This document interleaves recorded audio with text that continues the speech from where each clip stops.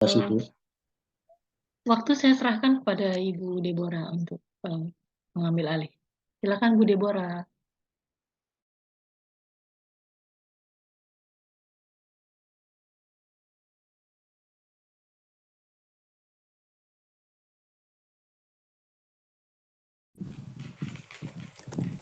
Oke, shalom. Shalom Ibu. Kalau doa itu enggak perlu takut bahasanya, enggak bisa. Tuhan melihat hati, bukan melihat kata-kata. Oke Bapak, jangan takut kalau mau berdoa ya Pak. Oke Bu, terima kasih Bu. Ya, karena Tuhan melihat hati, ketulusan hatimu lah yang membuat kamu bisa berdoa. Amin. Ini karena belum saya over ke HP saya yang satu, jadi saya harus mematikan HP saya untuk saya membaca Zoom ini. Bentar saya lihat saya pindah bisa enggak? Karena harus saya pindahkan dulu. Gimana kabar? Sorry tadi saya tidak mendengarkan apa tadi doa penghiburan untuk Ibu Ruth.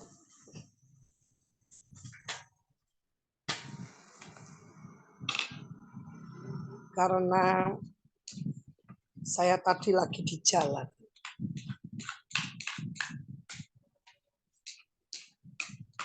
Saya pindahkan dulu ya. Dengar suara saya? Jelas Bu, jelas. Oke.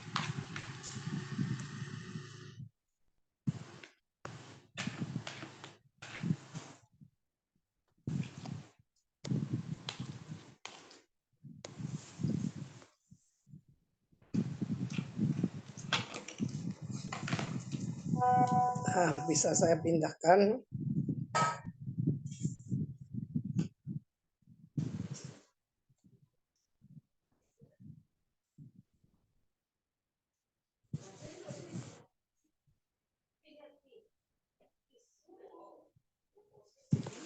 Judul khotbah hari ini adalah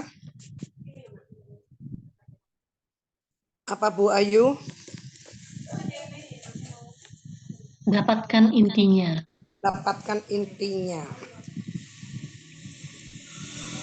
Kalau judul khotbahnya ini dapat intinya, tapi saya dikasih ayat emasnya di dalam kitab Galatia 2:11 sampai selesai. Saya lihat perikopnya, Paulus diakui para rasul. Jadi kita di dunia ini memerlukan satu pengakuan dari saudara seiman maupun para pimpinan dan majelis penatua atau apapun, memerlukan satu pengakuan. Nah, Paulus ini tidak diakui tadinya karena dia adalah penganiaya jemaat. Tapi dengan adanya waktu yang membuktikan kalau dia benar-benar bertobat, maka dia membawa banyak orang yang menjadi contoh, yang menjadi teladan,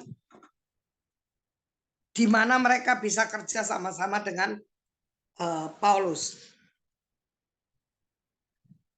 Saya membahas bukan dari dari ayat 11, tapi saya membahas dari ayat 1 supaya kita tidak kehilangan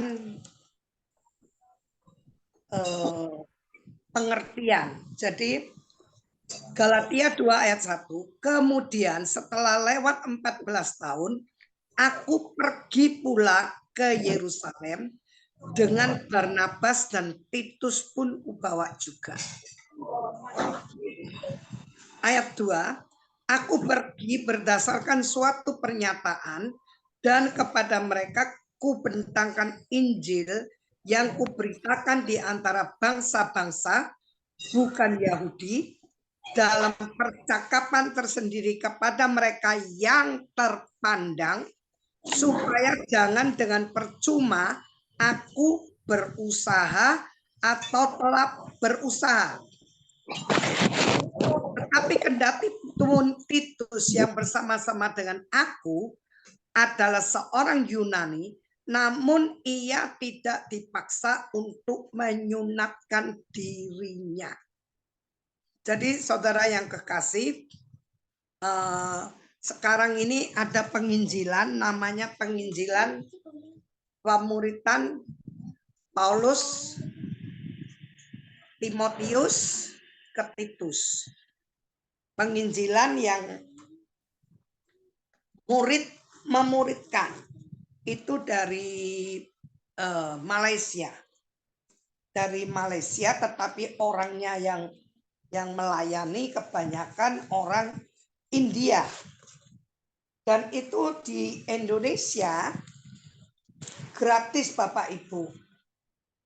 Sehingga banyak orang yang bisa ikut dari kaum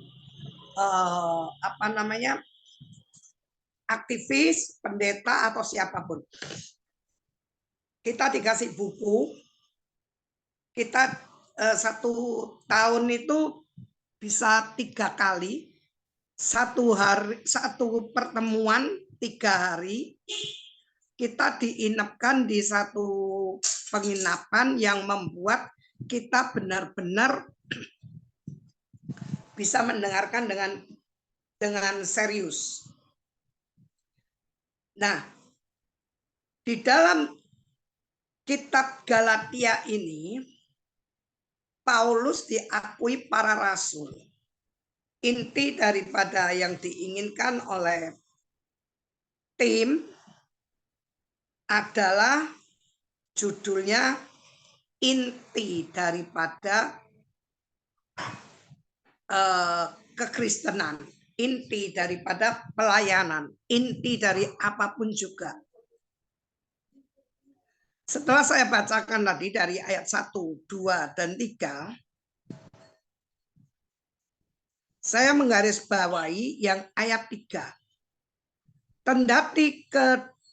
Tetapi kendati pun Titus yang bersama-sama dengan aku adalah seorang Yunani, namun ia tidak dipaksa untuk menyunatkan dirinya. Ayat 1 dan 2 itu cuma satu penjelasan, tapi ayat 3 penjelasan yang lebih inti bahwa kita pelayanan itu tidak memaksa. Kita tidak memaksakan sesuatu pengajaran kepada siapapun, tetapi biarlah orang itu boleh mengalami keterbukaan tersendiri di hadapan Tuhan.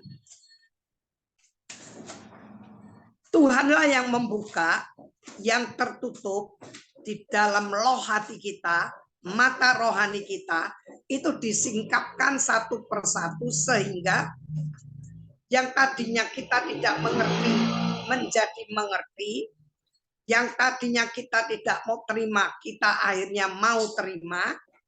Itu karena Tuhan sendiri yang menyingkapkan, yang membukakan di dalam paradigma kita, di dalam hati kita, di dalam roh kita. Jadi Titus sebagai orang Yunani tidak dipaksa untuk menyunatkan dirinya seperti Paulus yang orang Yahudi. Saya akan bersejar lebih jauh di dalam ayat 8. Karena ia yang telah memberikan kekuatan kepada Petrus untuk menjadi rasul bagi orang-orang yang bersunat. Ia juga yang telah memberikan kekuatan kepadaku untuk orang-orang yang tidak bersunat. Jadi Petrus untuk orang-orang Yahudi, tetapi Paulus untuk orang-orang di luar Yahudi. Ia juga yang telah memberikan kekuatan kepadaku untuk orang-orang yang tidak bersunat dari bangsa-bangsa asing, dari bangsa yang bukan pilihan Tuhan, bukan bangsa Israel. Di dalam ayat 9, dan setelah melihat kasih karunia yang dianugerahkan kepadaku, jadi saudaraku yang kekasih, semua inti daripada firman Tuhan itu adalah kasih karunia. Tanpa kasih karunia, kalau kita memaksakan kehendak kita, doktrin kita, pengertian kita, itu akan menjadi adu argumentasi. Kalau sudah terjadi adu argumentasi itu meninggi, maka jadilah hubungan chemistry kita sebagai saudara itu tidak bagus lagi. Jadi biarkanlah kasih karunia Allah itu bekerja berkembang seturut dengan kehendak Allah, dengan tanpa memaksakan, dengan tanpa kita merasa diri kita lebih benar. Dan setelah melihat kasih karunia yang dianugerahkan kepadaku, maka Yakobus, Kefas, dan Yohanes yang dipandang sebagai sokok guru jemaat berjabat tangan dengan aku dan dengan Barnabas sebagai tanda persekutuan, supaya kami pergi kepada orang-orang yang tidak bersunat dan mereka kepada orang-orang yang bersunat. Jadi cara kita mengeterapkan, memberikan pengertian, penjabaran kepada orang-orang yang berbeda suku, berbeda bangsa, itu berbeda sekali cara kita menjabarkan kepada mereka. Di Indonesia ini suku banyak sekali. Di Aceh sendiri itu suku ada berapa satu? Aceh suku berapa? Aceh itu 7 suku saudara. Orang Aceh. Itu bahasanya beda. Batak berapa? Batak 7, berbeda bahasa. Beda bahasa, beda budaya. Beda adat. Kalau kita tidak mau mengerti dengan adat mereka, budaya mereka, kalau kita ngomong, berantem saudara. Itu hanya dari 2 suku, Batak dan Aceh. Belum lagi dari Kalimantan, belum lagi dari Sulawesi. Bali, pulaunya kecil, itu beda bahasa. Beda budaya, walaupun Bali. Jadi orang Indonesia ini Indonesia, saya bicara tentang Indonesia karena saya orang Indonesia, walaupun saya Chinese. Jadi orang Indonesia itu memiliki 13.000 pulau dan memiliki ribuan suku, budaya, adat istiadat. Cara kita penginjilan kepada mereka satu dengan yang lain nggak ada yang sama. Tetapi yang terpenting, kalau kita gandol Tuhan, kita bergantung dengan Tuhan. Untuk apa yang mau Tuhan kerjakan, Tuhanlah yang membuka setiap penutup di dalam mata rohani masing-masing orang. Dan Tuhanlah yang memberikan anugerah untuk kita bisa menerobos menembus setiap roh, jiwa, dan cara berpikir. Itu bisa ada chemistry, bisa ada hubungan, bisa ada terobosan. Kalau bukan karena Tuhan, itu nggak mungkin. Bukan dengan kuat gagah saya, tapi kuat gagah yang dari Tuhan. Tapi oleh karena roh Tuhan. Jadi kalau itu bisa nebus, nerompos, kita semua mengucapkan itu bukan karena kuat gagah saya, tapi karena roh Tuhan.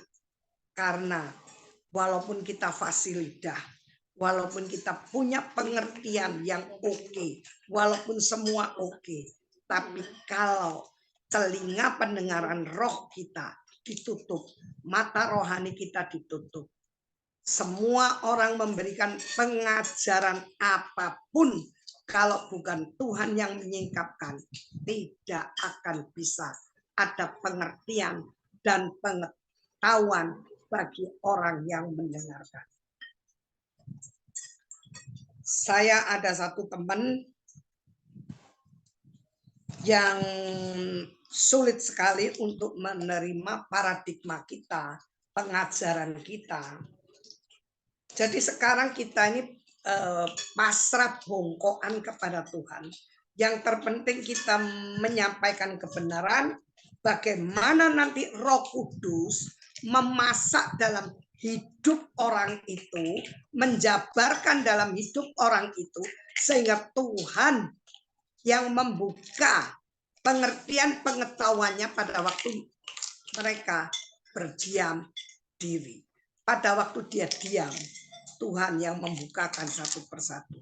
Bukan karena kuat gagah kita, tapi karena roh Tuhan. Jangan dibuang itu, Nak.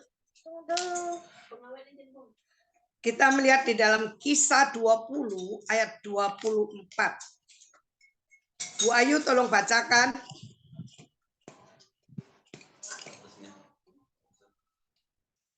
Kisah 20 ayat 24 ya, Bu. Kisah, ya. Kisah. Jangan dihabisin, saya minta.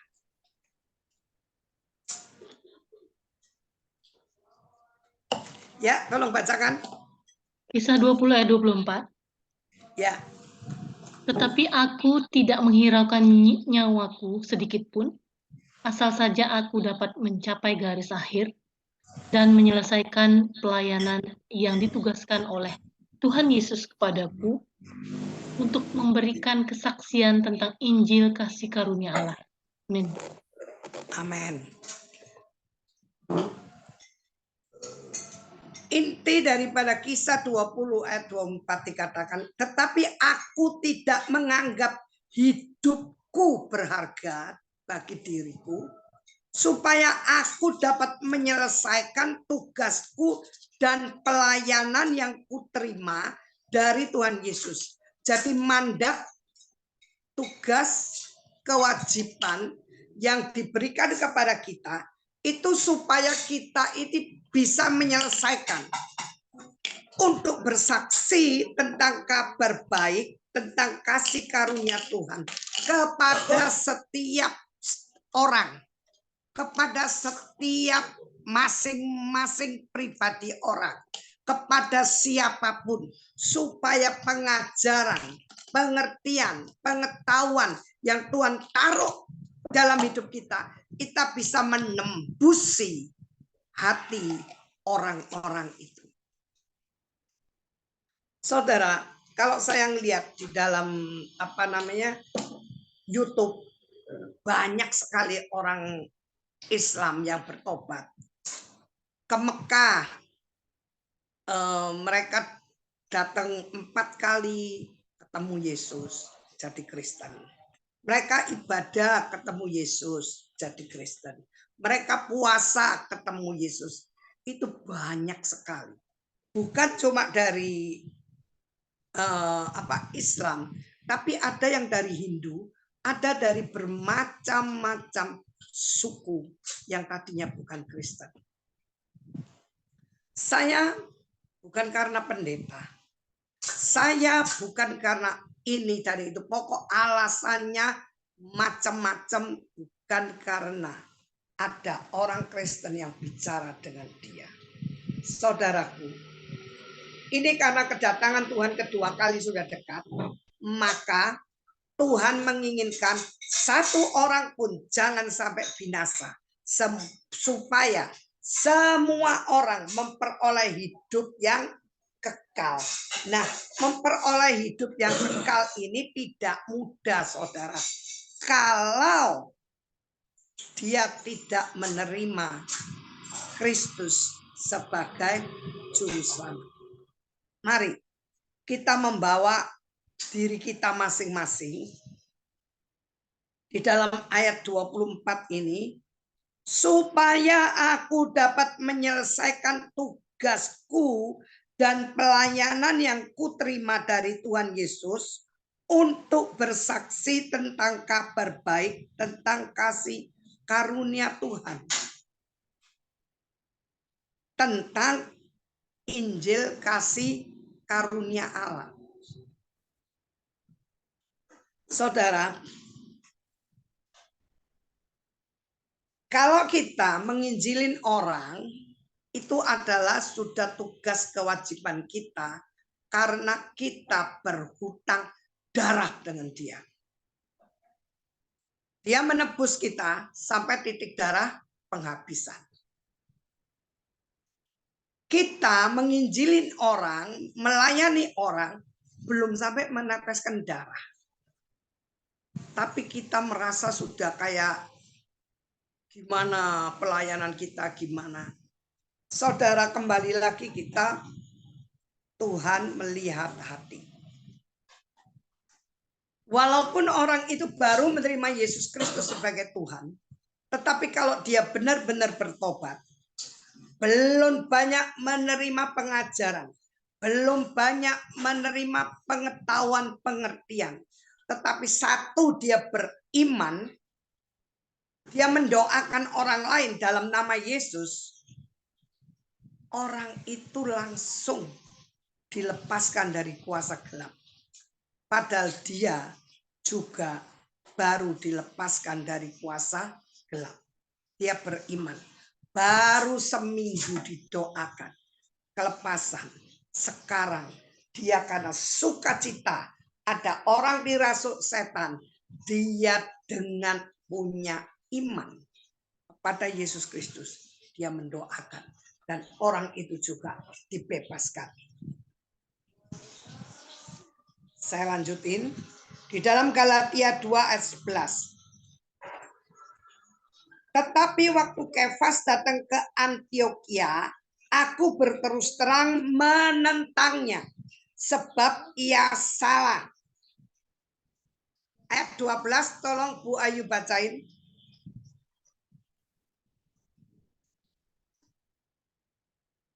Galatia 2 ayat 12.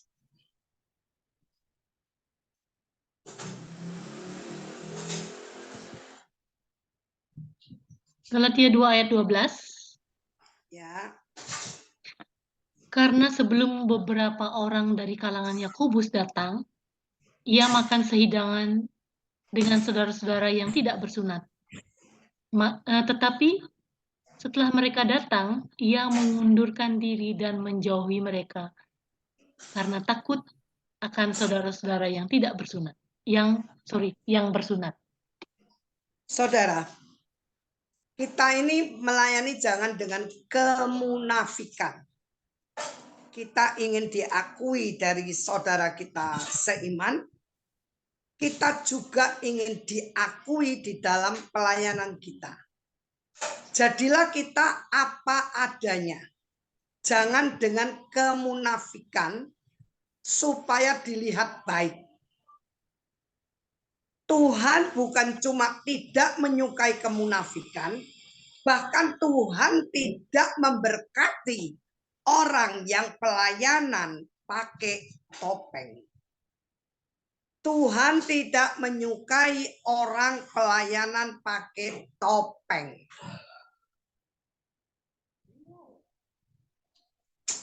Sehingga di sini dikatakan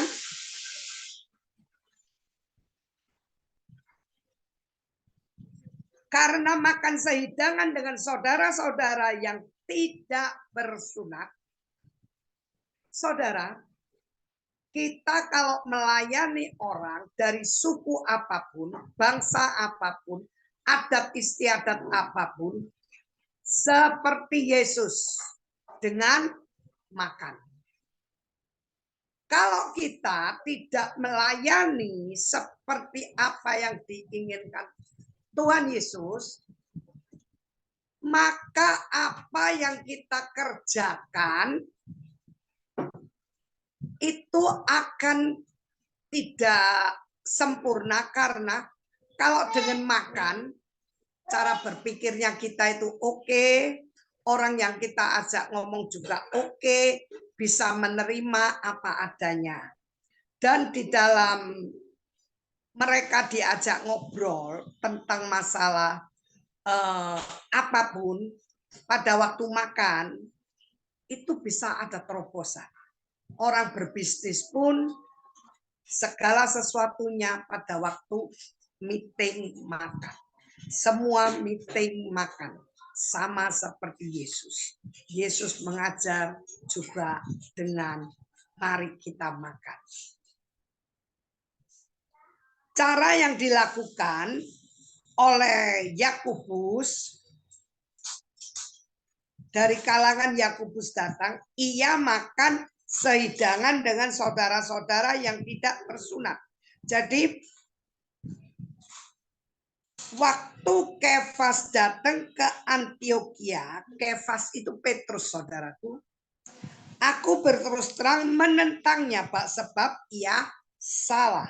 Karena sebelum beberapa orang dari kalangan Yakobus datang, dari kalangan Yakobus berarti mereka orang Yahudi. Ia makan sehidangan dengan saudara-saudara yang tidak bersunat. Jadi mungkin orang Yunani, orang Mesir, atau orang apapun. Tetapi setelah mereka datang, ia mengundurkan diri dan menjauhi mereka karena takut akan saudara-saudara yang bersunat. Sekarang Bapak Ibu bayangkan ya, enak-enak kita makan, tahu-tahu Pak Hendrik datang. Karena Pak Hendrik datang, takut saya dijauhi, enak-enak makan itu saya tinggalkan meja makan itu. Saya menjauhi orang-orang yang saya ajak ngobrol tadi. Apa yang kita tabur, apa yang sudah kita berikan pengertian, pengetahuan, mereka itu akan menjadi siap karena perilaku kita. Mereka menjadi siap. Mereka merasa lah kok seperti ini. Ia mengundurkan diri dan menjauhi mereka karena takut akan saudara-saudara yang bersunat. Yang kita takuti adalah Tuhan.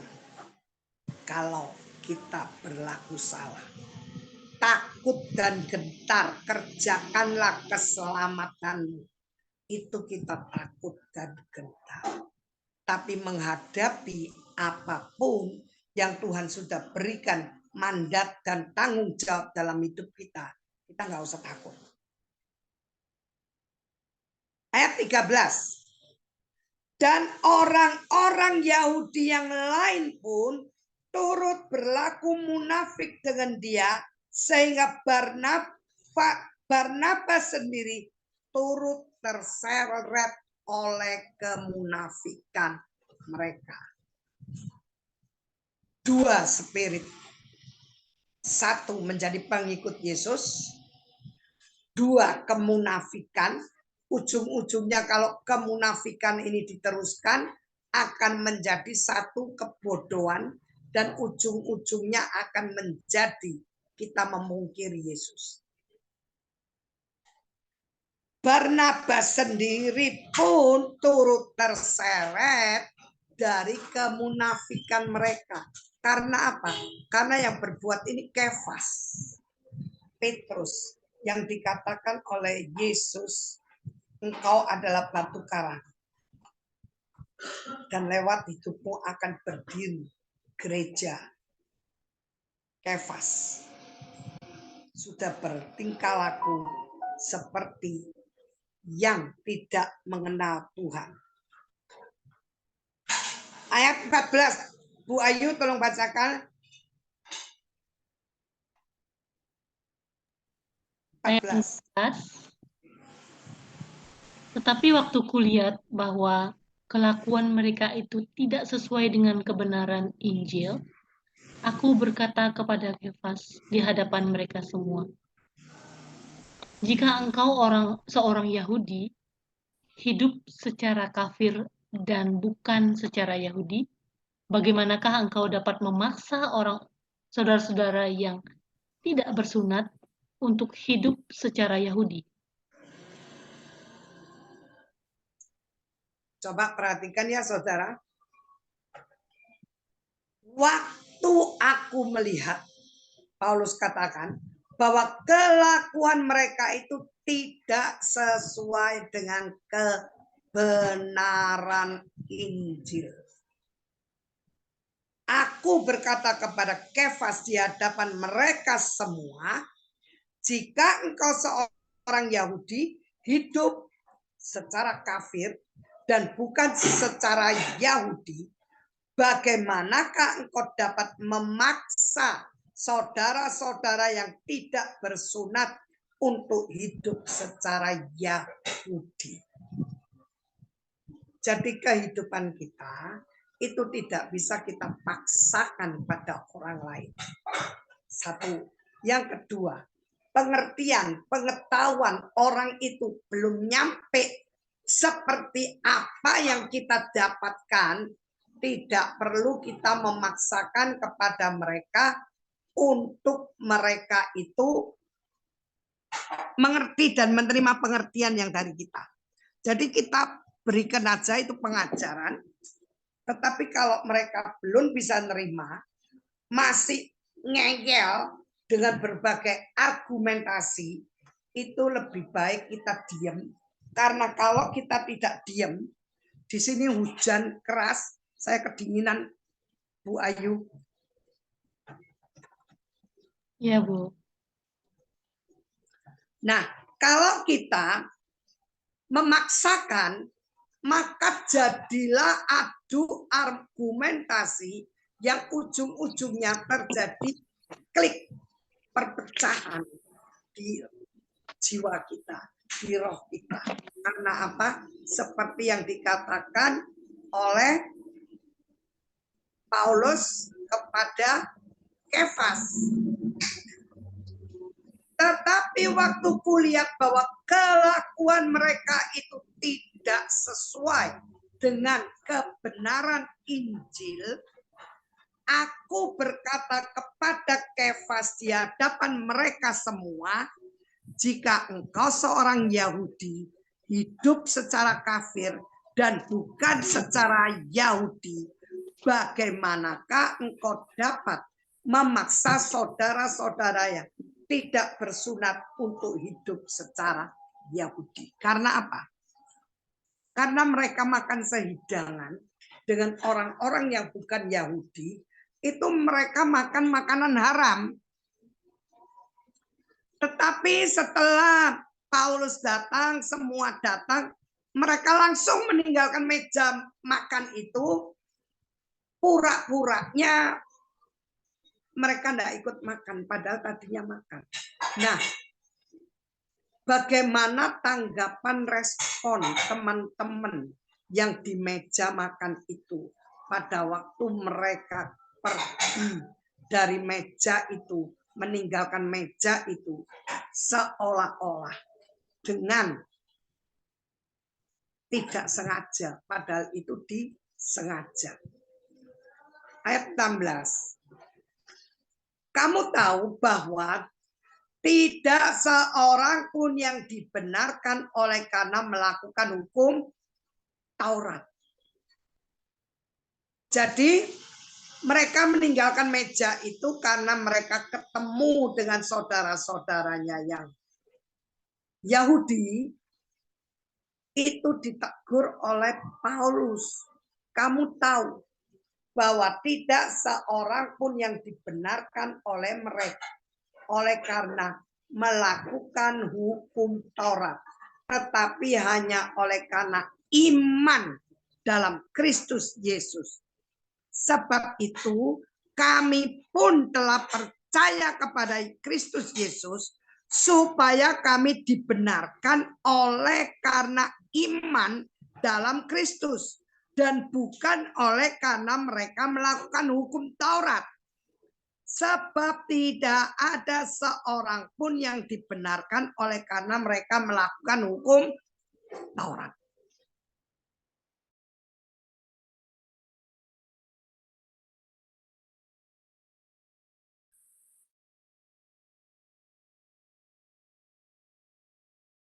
Inti daripada iman kita itu apa? Kita melihat di dalam Filipi 2 ayat 13. Coba bacakan. Ayo yang lain, jangan Bu Ayu terus. Filipi 2 ayat 13.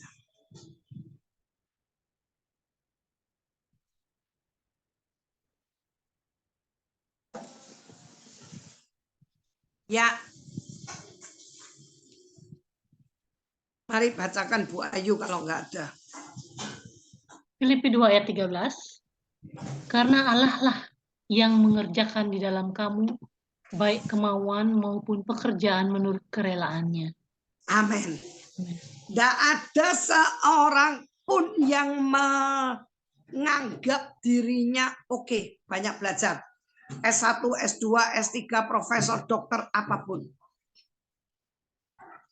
Karena Allah lah yang mengerjakan di dalam kamu untuk memberikan pengertian, pengetahuan kepada kamu. Baik kemauan maupun pekerjaan menurut kerelaannya. Kerelaan Tuhan yang diberikan kepada kita.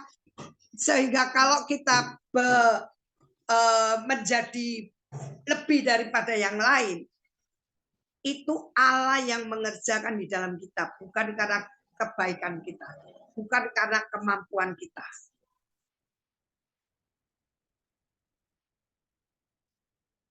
Di dalam ayat 15. Ayo.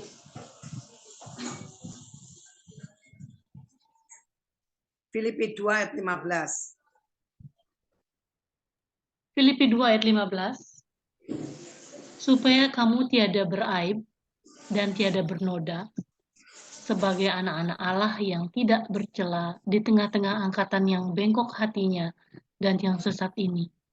Sehingga kamu bercahaya di antara mereka seperti bintang-bintang di dunia. Amin. Sepertiga bintang akan ditarik jatuh. Karena apa? Karena kesombongan. Karena keangkuhan. Tepuk dada. Karena ini aku Tuhan. Ini aku. Ingat saudaraku yang kekasih di dalam Tuhan. Semua oleh karena anugerah. Kasih karunia. Tuhan melihat hati. Kalau kita tepuk dada merasa kita pandai, pintar, memiliki kecerdasan, kita seperti orang Farisi yang menunjuk-nunjuk salahnya orang, tetapi kita tidak pernah mau mengerti bahwa pengertian, pengetahuan, kecerdasan untuk kita bisa mengerti segala sesuatu itu datangnya dari Tuhan. Bayangin saudara, kalau syaraf kita diambil satu aja klik, semua kepandaian kita hilang. Karena yang memberikan kepandaian, kecerdasan, pengetahuan datangnya dari Tuhan. Biarlah kita menyerahkan hidup kita masing-masing, pribadi lepas pribadi, bertanggung jawab kepada Tuhan. Tuhan melihat hati. Tuhan tidak melihat apa yang kita lakukan yang baik. Tetapi walaupun apa yang kita lakukan sudah the best, apa yang kita lakukan excellent. Tuhan melihat hati. Hati kita tidak benar. Semua yang kita lakukan hilang lenyap. Hati. Tuhan melihat hati. Galatia 3 ayat 5. Bacakan Bu Ayu. Saya mau ngambil minum. Galatia 3 ayat 5.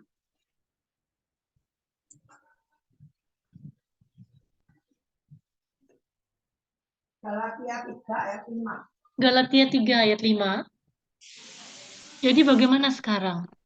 Apakah Ia yang menganugerahkan roh kepada kamu dengan berlimpah-limpah dan yang melakukan mujizat di antara kamu berbuat demikian karena kamu melakukan hukum Taurat atau karena kamu percaya kepada pemberitaan Injil? Bentar saya minum dulu.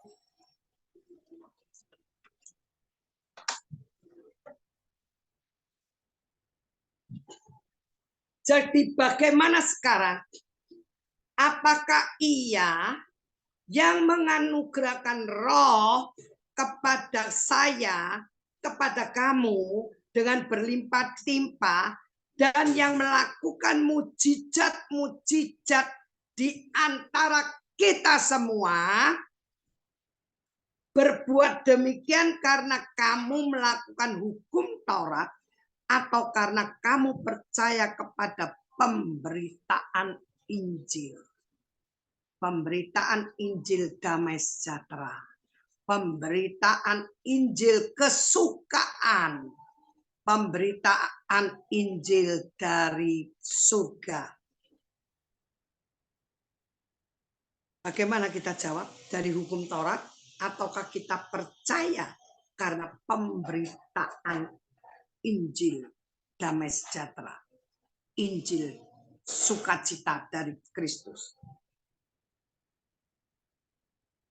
Filipi 3 ayat 9.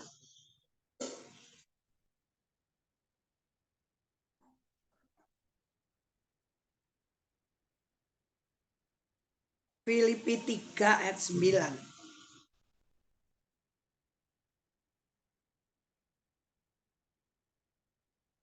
Bacakan Bu Ayu. Filipi 3 ayat 9. Dan berada dalam Dia bukan dengan kebenaranku sendiri, karena mentaati hukum Taurat, melainkan dengan kebenaran karena kepercayaan kepada Kristus, yaitu kebenaran yang Allah anugerahkan berdasarkan kepercayaan. Dan berada di dalam Dia bukan dengan kebenaranku sendiri, karena mentaati hukum Taurat. Bukan. Kita diselamatkan bukan karena mentaati hukum Taurat, melainkan dengan kebenaran karena kepercayaan kepada Kristus, yaitu kebenaran yang Allah anugerahkan, kebenaran yang Allah anugerahkan berdasarkan kepercayaan. Jadi iman percaya kita itu gratis. Bukan dengan kita berbuat ini dan itu, tetapi gratis. Yang ku kehendaki ialah mengenal Dia dan kuasa kebangkitannya dan persekutuan dalam penderitaannya, di mana aku menjadi serupa dengan Dia dalam kematiannya. Ini yang Paulus katakan. Pengertiannya, Paulus didera 40 kali, karam kapal, semua yang dialami Paulus. Tetapi iman percayanya kepada Tuhan Yesus itu tidak pernah bergeming. Dia katakan kebenaranku itu karena bukan mentaati hukum Taurat, melainkan dengan kebenaran karena kepercayaan kepada Kristus, yaitu kebenaran yang Allah anugerahkan berdasarkan kepercayaan. Declare. Dia mendeklar, yang ku kehendaki ialah mengenal dia dan kuasa kebangkitannya dan persekutuan dalam penderitaannya, di mana aku menjadi serupa dengan dia dalam kematiannya. Di mana aku serupa dengan dia dalam kematiannya. Kalau daging kita belum mati, kita kalau dicubit sering sakit, kita belum menjadi serupa dengan kematian.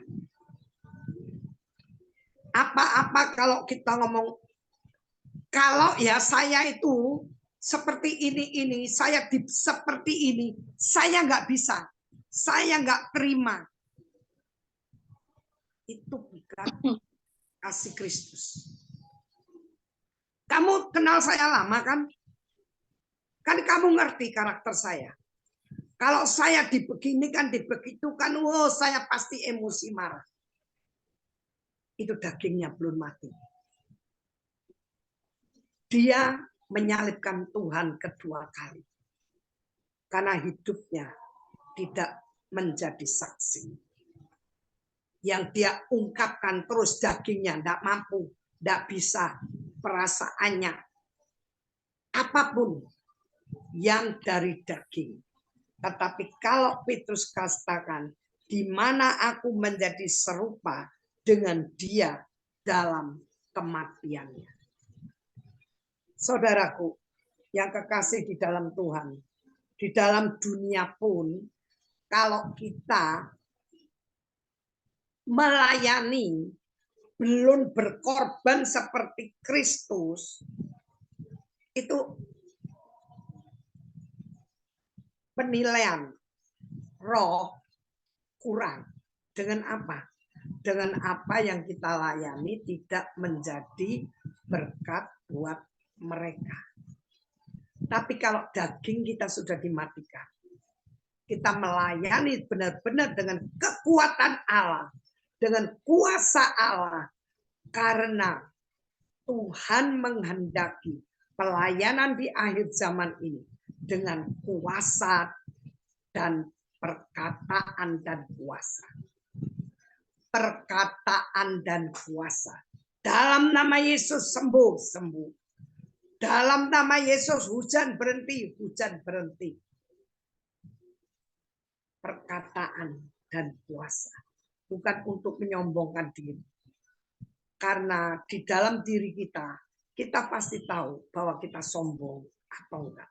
Kita tepuk dada atau enggak. Pada waktu saya di Singkil, waktu 10 gereja dibongkar, itu saya dapat kiriman dari saudara-saudara seiman saya adalah perjamuan kudus, buku-buku, minyak urapan. Dari tempat saya nginep simpang kanan ke kota Singkil itu pulang pergi 2 jam, saudara. Nah, kalau kita hidup di Jakarta 2 jam itu kan kecil. Jangan diambil, jangan diambil. Jauh.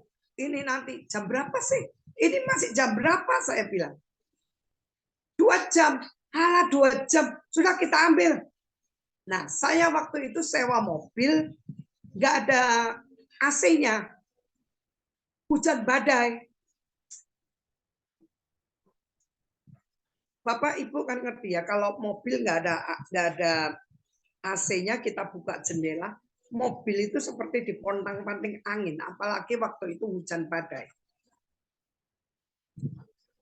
Karena hujan badai, kaca ditutup. Tadi masih bisa buka sedikit.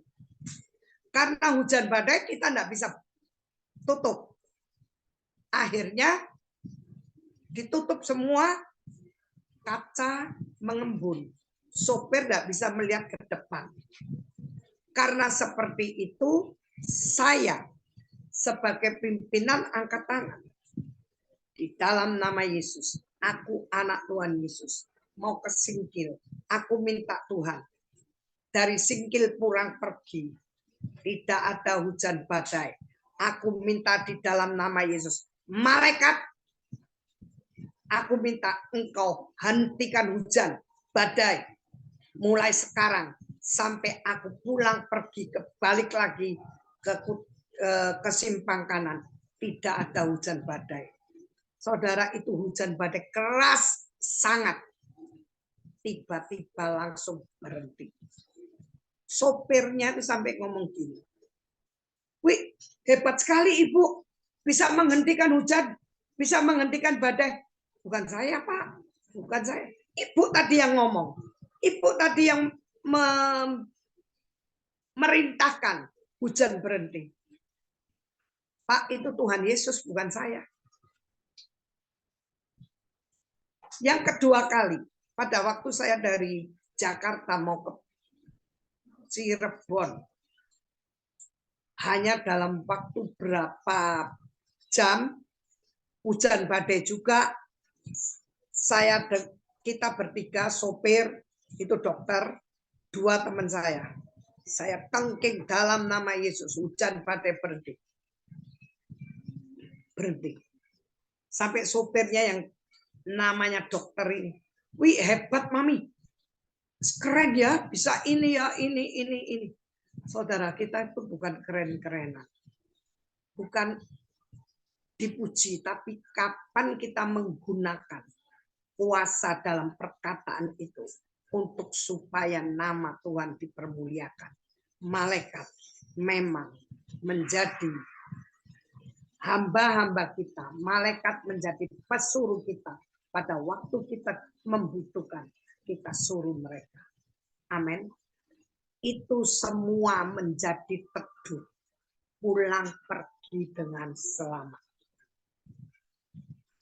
Jadi kita harus menjadi serupa dengan Kristus di dalam kehidupan dan kematiannya.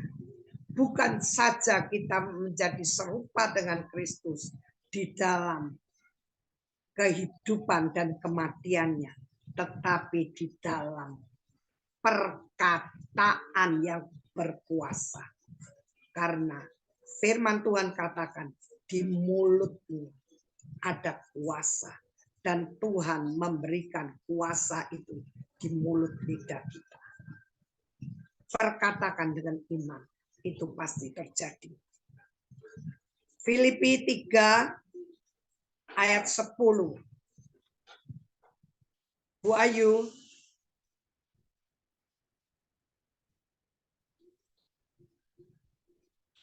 Filipi 3 ayat 10, Bu Ayu.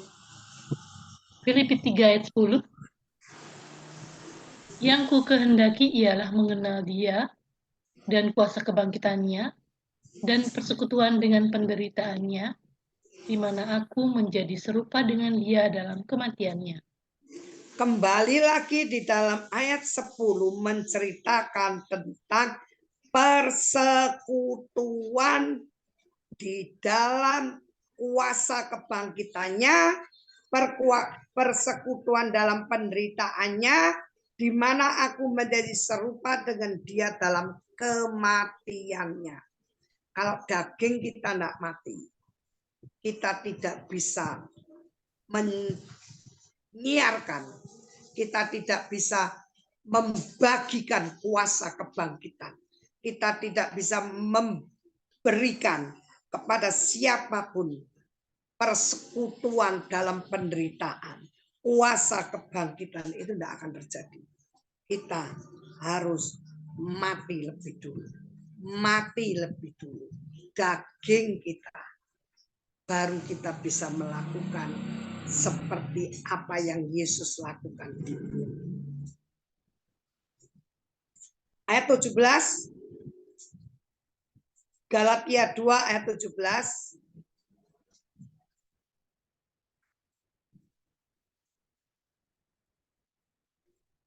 Galatia 2 ayat 17.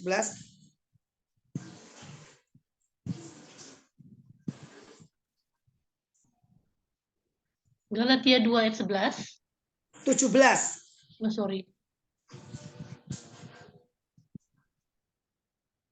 Yang ayat 11 tadi sudah dikupas.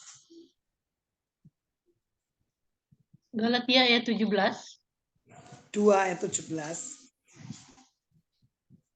Tetapi jika kami sendiri, sementara kami berusaha untuk dibenarkan dalam Kristus, ternyata adalah orang-orang berdosa, apakah hal itu berarti bahwa Kristus adalah pelayan dosa? Sekali-kali tidak.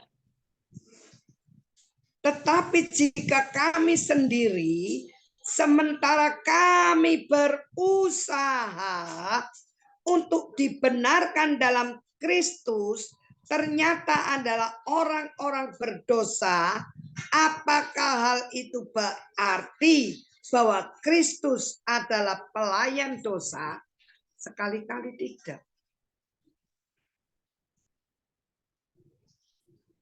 Kita tidak bisa berusaha untuk membenarkan diri kita sendiri selain kita mempercayai Yesus Kristus sebagai Tuhan. Kalau kita tidak mempercayai Yesus Kristus sebagai Tuhan, dosa sekecil apapun Tuhan tidak bisa ngampuni. Tuhan tidak bisa mengampuni orang yang bersalah kalau dalam dirinya tidak mengerti kalau dia berdosa. Dosa yang diampuni, sebesar apapun dosa kita, kalau kita minta ampun ke Tuhan, maka Tuhan akan menyucikan dosa kita. Merah kirmisi pun, seperti darah pun, itu disucikan. Putih seperti bulu domba, putih seperti salju. Bukan karena kebenaran saya, bukan karena kebaikan saya, tapi karena beriman di dalam Kristus Yesus.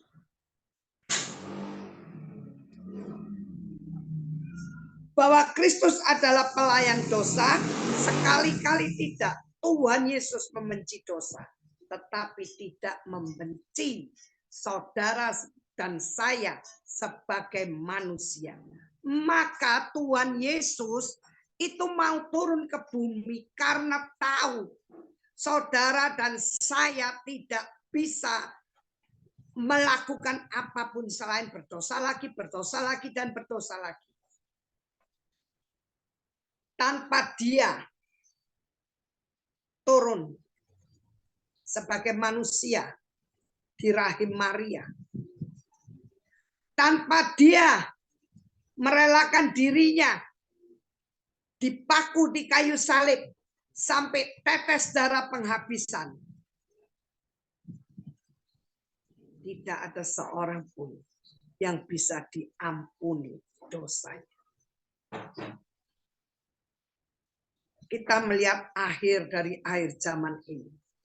Kalau saudara melihat YouTube, orang-orang yang tidak layak diampuni, tidak layak semuanya, tetapi dia dibenarkan.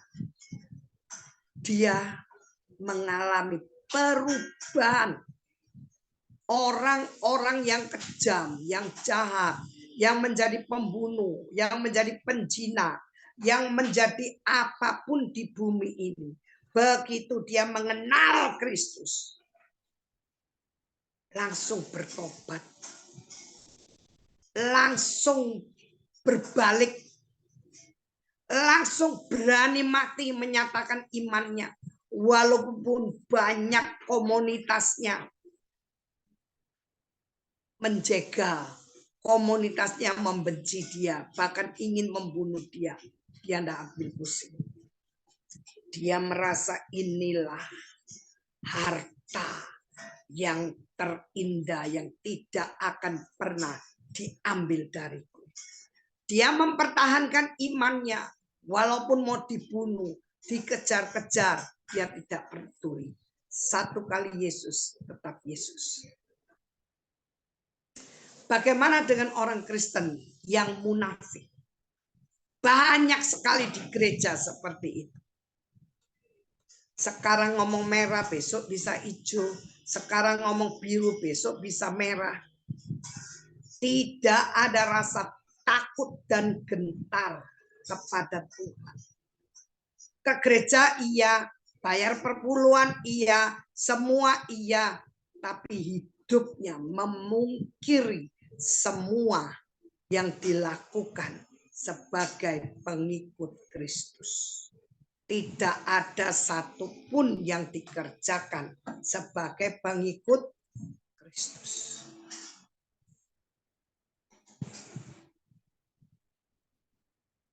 Galatia 6 ayat 4. Galatia 6 ayat 4, Bu Ayu.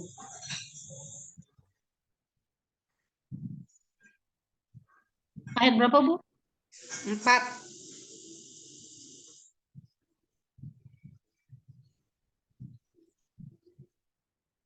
Galatia 6 ayat 4.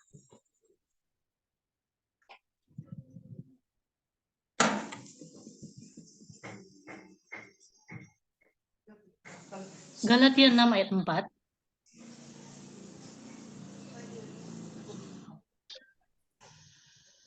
Galatia 6 ya, Bu ya?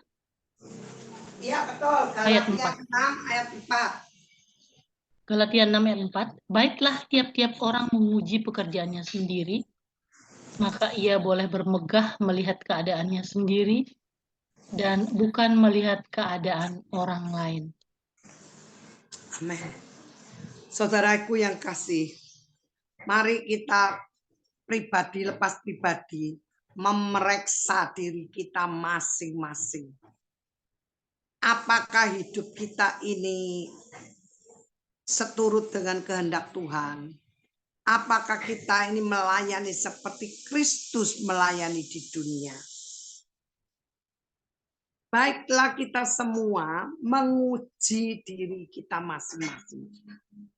Supaya kita boleh bermegah melihat keadaan kita sendiri dan bukan melihat keadaan orang lain. Sehingga kita bisa membanding-bandingkan dengan orang lain.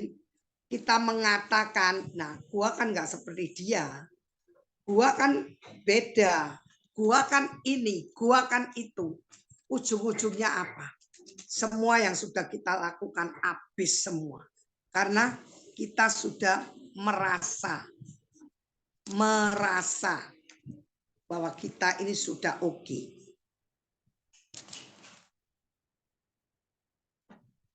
Lanjut.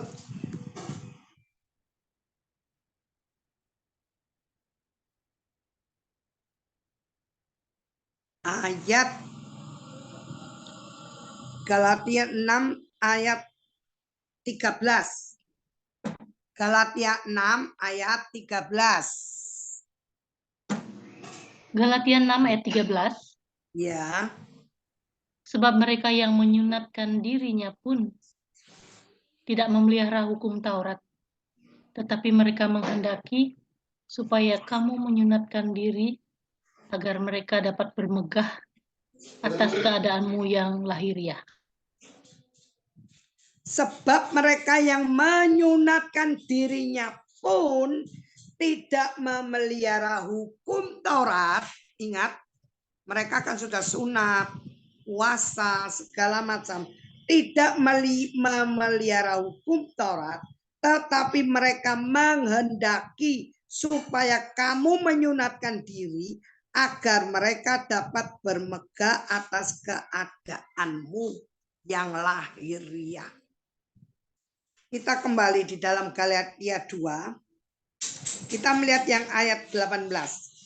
Karena jikalau aku membangun kembali apa yang telah kurombak, aku menyatakan diriku sebagai pelanggar hukum Taurat. Ini yang dikatakan oleh Rasul Paulus. Dalam ayat 19. Sebab aku telah mati oleh hukum Taurat. Jadi kalau kita sudah mati oleh hukum Taurat untuk Allah, kita mati oleh hukum Taurat, tapi karena Allah, untuk Allah. Supaya aku hidup untuk Allah, aku telah disalibkan dengan Kristus. Kalau kita bisa menyatakan ini, daging kita mati. Kalau daging kita mati, kita pelayanan kemanapun. Bukan aku lagi, tetapi Kristus yang mengerjakan lewat hidupku. Kita pelayanan kemana-mana itu bebas. Tidak mikirin duit. Saya pelayanan kemana-mana itu kadang-kadang cuma punya one way ticket. Itu saya berangkat. Kalau Tuhan suruh. Dan saya percaya saya akan kembali pulang. Bukan dengan terbang sendiri. Tetap pakai pesawat. Amin. Ayat 20. Namun aku hidup. Tetapi bukan lagi aku sendiri yang hidup. Melainkan Kristus yang hidup di dalam aku. Dan hidupku yang kuhidupi sekarang di dalam daging adalah hidup oleh iman dalam Anak Allah yang telah mengasihi aku dan menyerahkan dirinya untuk aku. Ayat 21 yang terakhir. Aku tidak menolak kasih karunia Allah, sebab sekiranya ada kebenaran oleh hukum Taurat, maka sia-sialah kematian Kristus. Jadi kalau saya melayani orang itu tidak ngerti, masih ngeyel, masih adu argumentasi, lebih baik diam. Karena apa? Banyak sekali energi yang terbuang. Satu terbuang, yang kedua apa?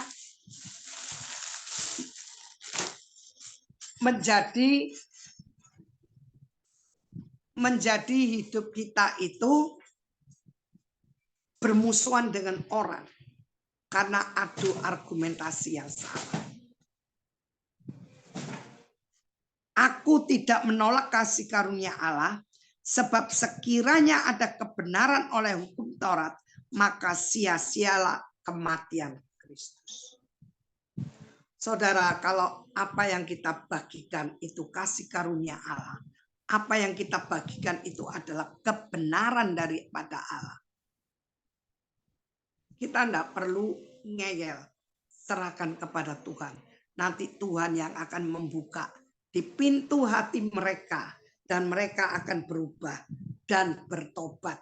Bukan karena saudara dan saya, tapi karena Roh Kudus yang mengerjakan, yang memasak setiap kata kalimat yang kita bagikan. Dan firman itu hidup dengan benar karena Tuhan yang menghidupkan di dalam loh hati mereka. Sehingga di dalam ayat 20, namun aku hidup tetapi bukan lagi aku sendiri yang hidup, melainkan Kristus yang hidup di dalam aku. Dan hidupku yang kuhidupi sekarang di dalam daging adalah hidup oleh iman dalam Anak Allah yang telah mengasihi aku dan menyerahkan dirinya untuk saudara dan saya. Amin. Kita boleh mengerjakan dengan iman kepada siapapun. Kita tidak takut dipenggal kepalanya. Kita tidak takut dibunuh karena kita tahu roh yang di dalam kita lebih besar daripada penguasa yang ada di dalam dunia ini. Saya keliling saudara kemana-mana. Apakah saya kaya? Enggak. Saya kemana-mana pakai uang sendiri. saya ke daerah, ke provinsi, kemanapun pakai uang sendiri. Apakah saya sampai kelaparan? Enggak. Kalau memang Tuhan suruh, walaupun one way ticket, saya berangkat. Saya ke Papua, Sumatera Selatan, Utara, Banggai ke lautan, Aceh, kemana saja saya pergi. Bersama dengan Yesus, kita akan mampu melakukan perkara yang besar. Karena Dia yang menjadi pembela kita. Kita tidak usah takut. Amin. Tuhan berkati. Mari saya kembalikan kepada Bu Ayu. Amin. Ibu mau tutup dalam doa dulu. Setelah itu kita diskusi. Boleh. Bapa Surgawi, kami bersyukur. Kami bersyukur Tuhan, bersyukur.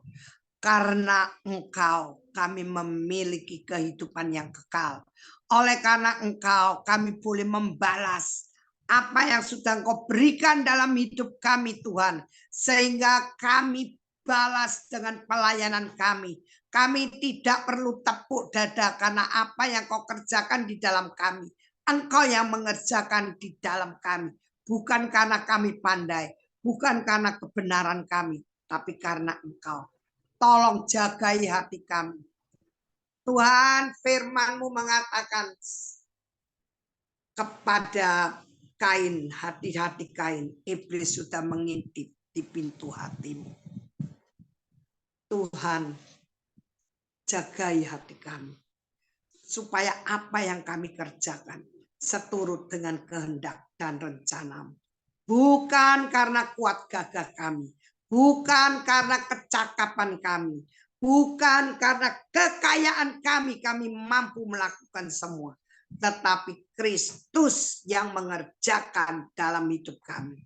Sehingga semuanya menjadi seperti apa yang Kau kehendaki. Yang Kau rencanakan. Di dalam nama Yesus. Amin. Amin.